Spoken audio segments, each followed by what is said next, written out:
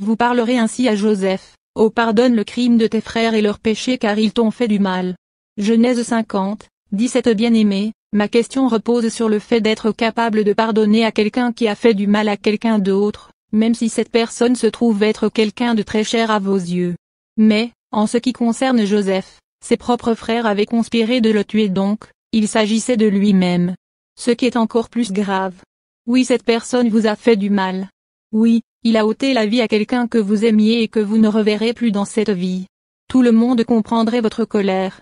La question qui se pose dans cette situation déplorable est, premièrement, cette personne a-t-elle tué cet être cher délibérément? Donc, cet acte était-il prémédité? Si oui, cette personne est vraiment très mauvaise. Deuxième cas de figure, cette personne a-t-elle tué cet être cher par accident? Elle n'a donc pas fait exprès.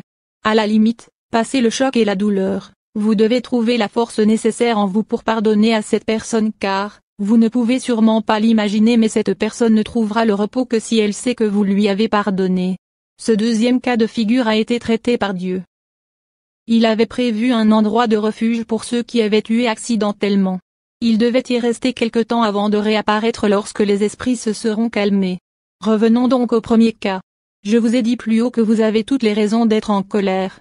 Mais surtout, ne pensez jamais à vous venger car, si vous le faites, vous serez semblable à ce barbare.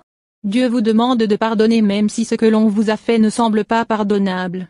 Savez-vous que Judas avait vendu Jésus pour 30 pièces d'or? Vendre Jésus pour Judas équivalait à le tuer lui-même. Mais, malgré la déception, Jésus était prêt à lui pardonner son acte s'il ne s'était pas suicidé lui-même. Pour finir, Jésus a pardonné aux brigands sur la croix et nous savons tous qu'un brigand c'est quelqu'un qui n'a pas tué qu'une seule personne. Je ne suis pas en train de dire que cette personne doit être blanchie comme si elle n'avait rien fait. Loin de moi cette pensée. Elle mérite d'avoir un jugement en bonne et due forme et devra aller en prison selon la gravité de son acte. Mais vous devez pardonner. Savez-vous que beaucoup de maladies nous viennent du manque de pardon? Eh oui bien-aimés, nous devons pardonner premièrement pour nous. Car cela nous libère complètement.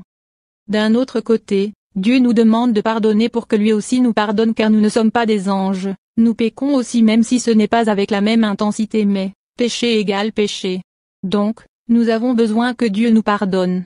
Je sais que beaucoup de personnes, face à ce genre de situation, ne vivraient que vous venger l'être aimé. C'est vraiment toxique comme pensée. Et les à chasser tout de suite car c'est une porte ouverte au diable. S'il vous arrive de mourir dans cet état, c'est l'enfer assuré. Le mot d'ordre, bien-aimé, est de pardonner. Le moment est maintenant venu pour moi de vous demander de vous positionner par rapport à votre éternité, où voulez-vous la passer? Car la vie sur la terre est très courte. C'est la vie après la mort qui se passera dans l'éternité et c'est à vous-même de déterminer le lieu de votre destination future. Si comme je l'espère, vous voulez passer votre éternité au ciel? Il ne vous reste plus qu'à faire la repentance et si vous ne savez comment la faire, dites tout simplement ceci après moi. Jésus, je reconnais que je suis un pécheur. La rancune a failli me conduire tout droit en enfer. Je te demande sincèrement et humblement pardon. Je reconnais que tu es mort sur la croix pour me sauver et je ne voudrais pas louper ce salut. Je t'accepte donc dès cet instant comme mon Seigneur et Sauveur personnel. Viens dans ma vie et fais de moi ce que tu veux. Positionne-moi là où tu aimerais que je sois. Laisse ton Esprit Saint habiter en moi et me conduire dans toutes tes voies. Je sais que je suis sauvé et que mon nom est désormais inscrit dans le livre de vie. Merci Jésus. Amen.